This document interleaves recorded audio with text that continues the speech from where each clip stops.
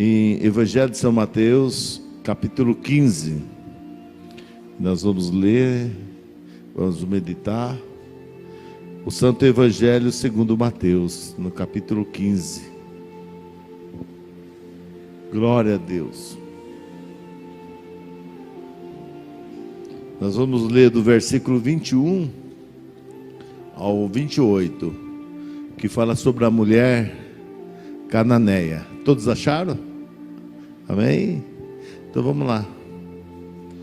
E partindo Jesus dali, foi para as partes de Tiro e de Sidom. Eis que uma mulher cananeia que saíra daquelas cercanias, clamou dizendo: Senhor, filho de Davi, tem misericórdia de mim, que minha filha está miseravelmente endemoniada. Mas ele não respondeu palavra. E os seus discípulos, chegando ao pé dele, rogaram-lhe dizendo: despede-a, que vem gritando atrás de nós. E ele respondendo disse: eu fui enviado senão as ovelhas perdidas da casa de Israel. No versículo 25, ó, para você ver. Então chegou a Jesus, e adorou, dizendo: Senhor, socorre-me. Ele, porém, respondendo, disse: não é bom pegar no pão dos filhos e deitar aos cachorrinhos.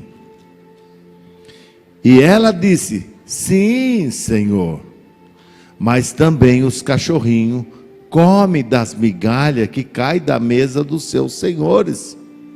Então respondeu Jesus e disse: ó mulher, grande é a tua fé, seja isso feito para contigo, como tu deseja.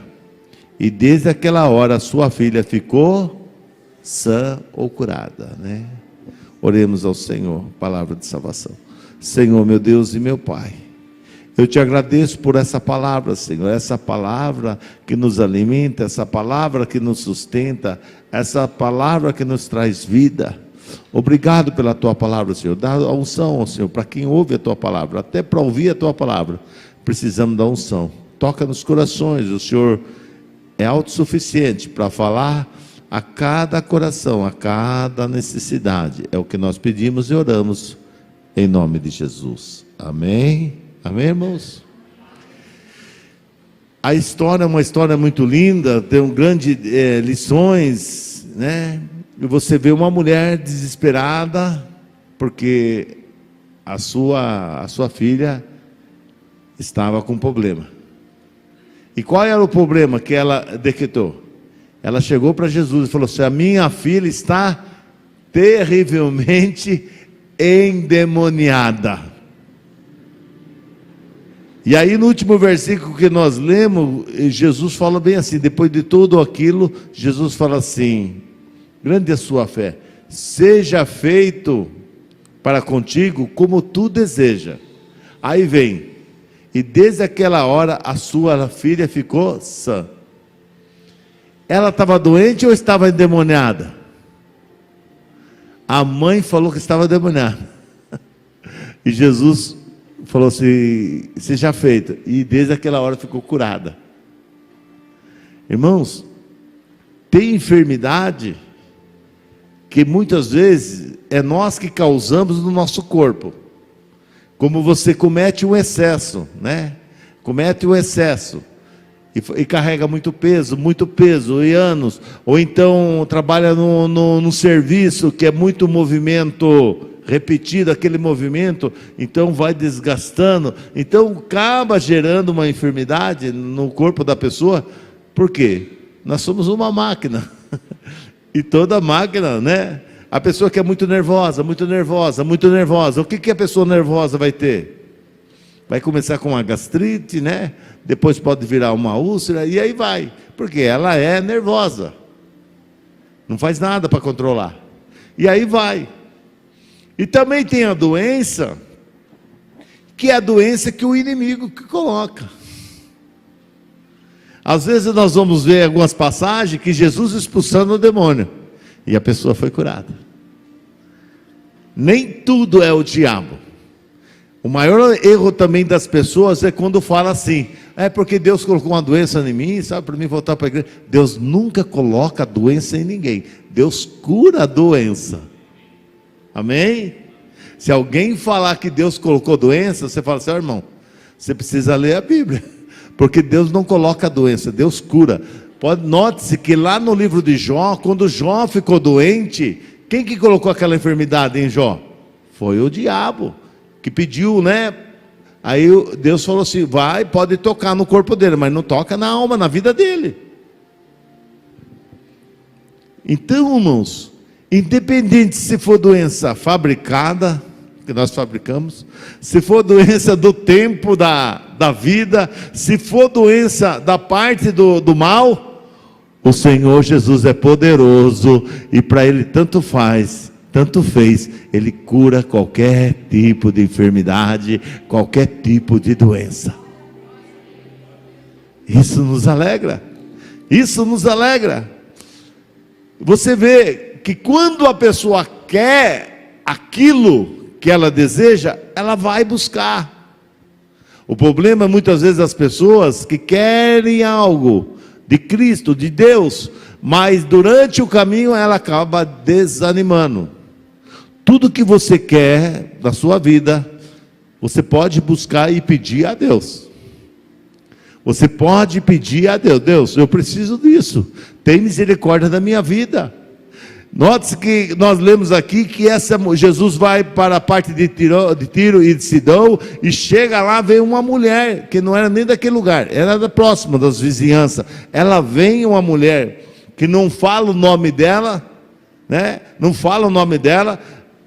Algumas traduções falam que era Sírio-Fenícia, né? Sírio-Fenícia, uma mulher, e ela chega e começa lá: Jesus, olha lá, filho de Davi, tem misericórdia de mim.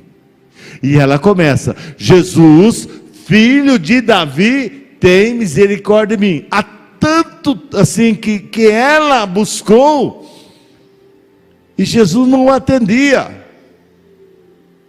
E Jesus não atendia, que os próprios discípulos falaram assim: mestre, por favor, atenda logo essa mulher aí, porque ninguém aguenta mais essa mulher gritando aí. Essa mulher não para, essa mulher está incomodando já. E Jesus falou assim: não, eu não vim para quem não é de Israel, eu só vim para os filhos, as ovelhas perdidas de Israel. Porque quando Jesus veio nessa terra, na verdade ele veio para os judeus, para o povo dele, pregar a palavra, mas eles rejeitaram. Aí foi estendido para quem não é judeus, foi estendido para nós. Eles não receberam, mas todos aqueles que receberam, deu-lhe o direito de ser chamado, de ser feito filho de Deus. A missão de Jesus naquele momento não era pregar para os gregos, não era para pregar para outras nações. Pode ver que o ministério de Jesus foi aonde? Ali em Israel. Era Jerusalém, ia em Cafarnaum, ia em Betânia, passava em Jericó. Jesus só estava fazendo o ministério dele ali. E essa mulher, quando ele vai ali nesse lugar de Tiro e de Sidão, essa mulher cananeia, ela sai da casa dela e começa a pedir: Senhor, tem misericórdia de mim, que a minha filha está miseravelmente endemoniada. Eu preciso. O primeiro princípio que se a gente for ver aqui, a pessoa que quer a bênção, ela não desiste. A pessoa que quer algo na vida dela, não é qualquer coisa que vai segurar ela. Eu quero isso, eu vou lutar por isso. Isso é um princípio que nós tiramos aqui, que fala da perseverança. A pessoa ser perseverante, a pessoa ser determinada. A pessoa fala assim: eu vou orar, enquanto não houver uma resposta, eu vou continuar buscando ao Senhor. O primeiro princípio que nós tiramos aqui, dessa parte, essa mulher, ela sabia para quem devia pedir, que é o segundo. Porque não adianta, tem muita gente que busca para cá, busca para lá. Vamos lá que fulano vai orar. Vamos lá que o ciclano vai benzer. Vamos lá que o ciclano vai fazer uma macumba. Vamos lá que a pessoa faz uma oração. Mas ela mesma não busca. Eu aprendi o seguinte, irmão, se você vem pedir oração para mim, eu sempre vou falar agora. Irmã, nós vamos ajudar você na sua oração. Eu vou ajudar você na sua oração. Sabe por quê, irmão? Já aconteceu comigo, de pessoas chegar e falar assim, não, né? Faz tempo isso. Mas chegar e falar assim, pastor, ora por nós aí, tá, o negócio está difícil. Então vamos orar, né? E nós orando. E o irmão lá no churrasco, lá passeando, na praia. Quer dizer, falei, mas como assim está difícil? Está tudo complicado, pastor. O negócio está problemático. O negócio está complicado, pastor. Ora por nós. Aí eu fui falar, irmãos. Eu fui lá, irmã, e aí, já recebeu a bênção? Não, pastor, está uma luta, está difícil. Eu falei, mas a senhora não estava assim? Mas o senhor está orando?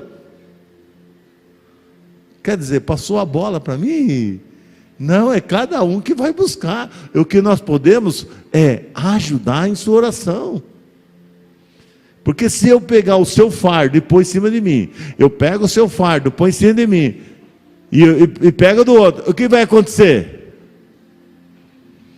Eu não vou aguentar. A Bíblia diz que cada um deve pegar a sua cruz e seguir a Cristo. Mas nada impede de nós ajudarmos um ao outro em oração.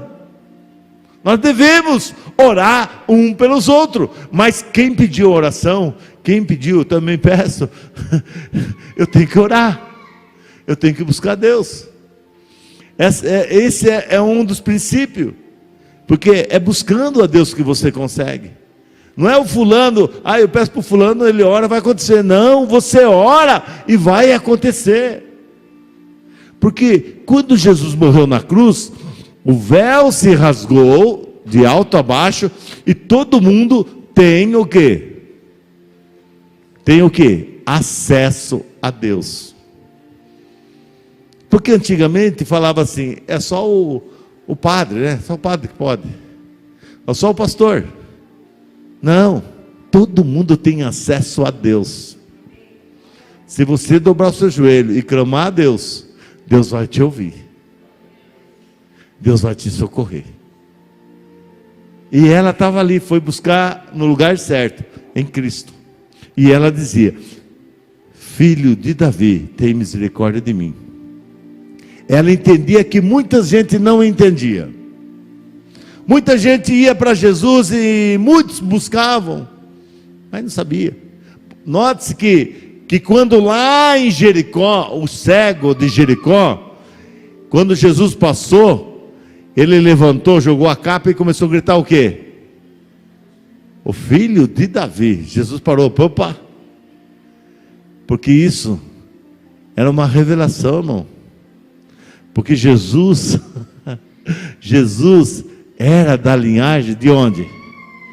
De Davi, da tribo de Davi. Filho de Davi. E vem de José. Tinha uma linhagem. Quando o cego clamou, Jesus, filho de Davi, tem misericórdia de mim. Por que você não acha que tinha muita gente chamando Jesus? Tinha. Muita gente queria ser curado.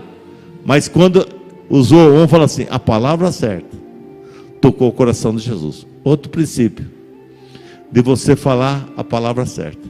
Às vezes nós temos que dobrar o joelho e falar, Senhor, me ensina a orar, falar as palavras certas, porque eu não sei orar. Porque a gente muitas vezes começamos na oração bem assim, Senhor, meu Deus, meu Pai, o Senhor é bom, mas estou sofrendo. Deus, você não olha para mim, o que é isso? Onde está o Senhor? Ajuda, parece que o Senhor não me ouve. É oração ou desabafo? Outro princípio aqui. Olha aí, Melissa. Ela chega aos pés de Jesus, ela murmurou? Disse que ela adorou. Ela tinha motivo para adorar Jesus ali? Não tinha, irmãos, porque a filha dela estava endemoniada. Mas ela sabia que através da adoração, move tudo. Às vezes você pede, ora, adore mais a Deus, irmão.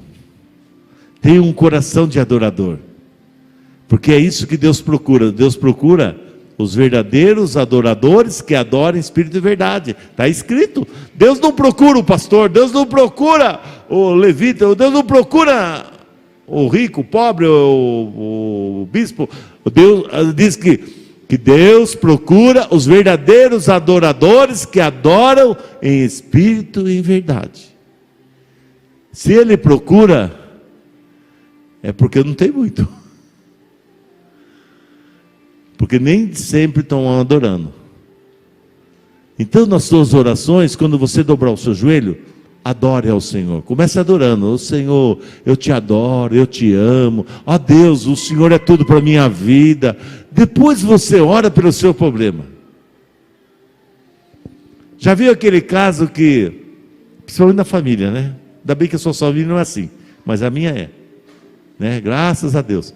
Chega para você, em vez de falar se você está bem, se você está bom, já chega pedindo as coisas.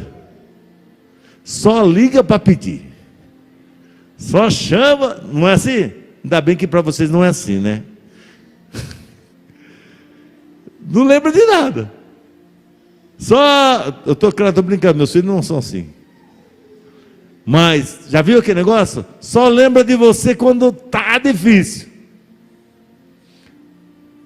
Nunca liga, está tudo bem, vou levar um bolo para você, como que você está? Dormiu bem? E aí, está precisando de alguma coisa? Não. Ligou, tocou, alguma coisa vai pedir. Você vai, Senhor. Agora, o que a gente faz para Deus, irmão? Tocou o nosso telefone lá no céu, Deus fala, já vem de novo. E é diferente quando alguém liga para você e dá seus parabéns, Deus abençoe. Como você está? Você ficou doente, alguém liga, e aí, sarou, como que você está? Você está bem? Está precisando de alguma coisa? Né? Poxa vida, vou fazer um comes e bebe aqui, uma mandioca frita, vem comer comigo, tem um bolo aqui, mas não lembra. É mais fácil perguntar se você tem na sua casa, para ir comer na sua casa. Né? Aí, exatamente isso que a gente faz para Deus, irmão. Se a gente não gosta quando faz isso, a gente muitas vezes não sente bem, que a gente muitas vezes queria ser valorizado, queria que se importasse com a gente. Imagine Deus.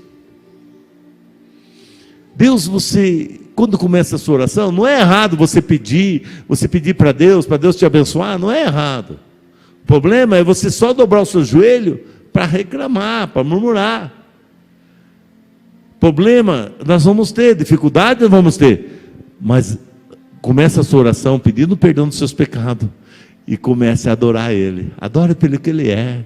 Obrigado, Jesus, porque o Senhor morreu na cruz por mim. Obrigado, Jesus, pela paz no meu coração. Obrigado, Jesus, por tudo, pelo ar que eu respiro, porque até aqui eu cheguei, porque o Senhor me ajudou. Obrigado pela minha família, obrigado pela minha casa, pelo meu cachorro. Irmãos, tem muita coisa para você agradecer a Deus. Aí depois você começa a pedir a Deus, Senhor, eu preciso que o Senhor faça isso, se o Senhor puder fazer, eu preciso disso. Aí apresenta a sua súplica a Deus. Ela chegou diante de Jesus, ela adorou, e depois o que ela fez? Senhor, a minha filha está numa situação aí que está complicada. E ela teve o sim? Não teve. Jesus nem respondeu. Outro princípio: batei e abri-se-vos-á. Buscai, buscai e me acharei. Enquanto você não houver uma resposta, você deve buscar, você deve orar, você deve puxar, você deve pedir, você deve orar, você deve orar, você deve orar. Não tem essa de falar assim, já pus na mão de Deus, Deus sabe, ai, tá bom. Não, você que está querendo. Não. Enquanto Deus não falar nada para você, você vai buscar. E vai buscar, vai bater. E vai buscar. Eu já contei isso aqui. Nós, quando morava em Capão Bonito, passava uma vida muito difícil, mas muito difícil mesmo. Graças a Deus que nós nunca passamos fome, mas, né, mãe? Nós vestimos um monte de roupa, num dia de frio assim, nós vestimos um monte de roupa para dormir. Minha mãe agasalhava tudo nós, com um monte de fogo. E acendia o fogão de lenha ainda, para esquentar a casa. Uma vida difícil. E eu era pequeno, irmão, tinha uns 5, 6 anos. E eu queria uma bicicleta. Eu queria Caloi. E eu falei para o meu pai, pai, eu quero uma Caloi. Porque naquela época a televisão era preto e branco e falava, peça para o seu pai uma Caloi. E um dia eu passei na frente de uma loja cheia de televisão, escutei aquele negócio e eu vi a bicicleta, eu falei, então é isso, eu só pedi para o meu pai. Mas não sabia a situação do meu pai. E aí quando eu fui falar para o meu pai, falei, pai, eu quero uma Caloi. A bicicleta Caloi. Aí meu pai falou assim, eu não tenho como comprar para você, mas peça para Jesus, que Jesus dá. Irmãos, aquilo entrou dentro de mim, e ninguém mais tirou dentro de mim. Parece que está enganando uma criança. Não, meu pai estava fazendo a minha fé brotada em mim. Irmãos, eu orava, eu ia dormir, Senhor, eu queria dormir, põe os teus anjos e me dá a tua Caloi. Eu ia almoçar, minha mãe mandava orar, a hora para almoçar, Senhor, abençoa esse alimento e me dá a minha Caloi. Eu ia na igreja e me dá a minha Caloi. Eu ia sair para ir na escola, hora para sair, Senhor, me guarda para ir na escola, me dá a minha Caloi. Toda aquela oração me dá Caloi. Se alguém viesse orar para mim, eu vou orar, me dá Caloi. Eu era assim.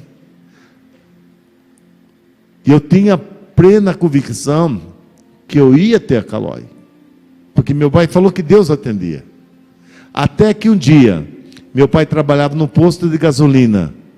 E tinha aquele aditivo Bardal, que você abria a tampinha e vinha uns prêmios. Isso aí, quem lembra disso? Então vocês são bem velhos. Abriu o Bardalzinho, o aditivo, vinha um prêmio. E meu pai um dia pôs o aditivo, abriu a tampinha e estava lá, uma japona, tipo da Fórmula 1, cheio de Shell, era da Shell, sabe aquele tipo da Fórmula 1, vermelho? E meu pai ganhou. E adivinha o que aconteceu com o patrão dele? Não é, venda essa japona, eu quero essa japona, eu quero essa japona, eu quero essa japona. Meu pai falou, não, imagina, isso aí é o top do prêmio. Ele falou, eu troco de uma Caloi. E não pareceu com a Caloi lá em casa, cara? Era uma Caloi cor de abacate, eu lembro até hoje. Irmãos, eu subia naquela Caloi, eu achava que eu estava numa Kawasaki. O que eu fazia com aquela Caloi, você nem sabe, né? Eu não morri porque, né, não era para morrer. Eu andava na pista, subia, morri, eu estava com a Caloi. E pedi para minha mãe, vai comprar as coisas? Manda eu vou buscar, porque eu tinha Caloi. Então eu vou falar uma coisa para você, parece que é uma... se Deus honrou a fé de uma criança, Deus não vai honrar a sua fé? Sim ou não? Quem está entendendo? Qual é o medo? Qual é a dúvida? Qual é a dificuldade? De crer em Deus? De achar que é difícil? De achar que não dá certo? Pergunto, Deus mudou ou não mudou? Quem mudou foi nós, irmão, mas Deus não mudou, Ele continua sendo poderoso, grande, maravilhoso. Ele faz maravilha, e vai continuar fazendo maravilha, e tudo para a honra e glória do nome dEle. E aí quando falou, ela foi testada, a fé dela. Foi testada. Às vezes parece que Deus permite que teste a nossa fé. Um princípio: mesmo que teste a sua fé, continue. Com fé ou sem fé, continue. Porque você anda não pelo que você vê, você tem que andar pelo que você crê. E você crê na palavra de Deus. E aí quando Jesus fala: não, o pão é para os filhos, não para os cachorrinhos. O que Jesus chamou ela? Nossa, Jesus chamou ela de cachorrinha. Mas aí o que ela fez? Senhor, eu sei que o pão é para os filhos, come na mesa, mas os cachorrinhos comem das migalhas. Ela entendeu o que muito não entendia, que uma migalha vindo de Jesus ali resolveria o problema dela 100%. Uma migalha era 100%. E quando ela falou isso, Jesus, ele diz assim, então Jesus disse: ó mulher, grande é a tua fé, seja feito isso contigo agora. E à mesma hora, o problema dela cessou. Qual é a vitória que vence o mundo? A Bíblia diz: a nossa fé é o que vence. A vitória que vence o mundo é a nossa fé. Se você não tiver fé, se você não acreditar, eu acredito em vocês, irmão. Talvez você não acredita. Talvez você olhe tanto problema, tanta dificuldade. Talvez eu acredito mais em você do que você mesmo. Porque nós sabemos o que nós estamos pregando aqui. Nós sabemos o que nós estamos profetizando sobre as suas vidas. Às vezes vocês acham que não vai dar certo. Vai dar certo em nome de Jesus. Porque Deus não mudou. E Ele não vai mudar. Que Jesus olhe para você nessa noite e fale assim: seja feito conforme a vossa fé. Você recebe essa palavra? Amém?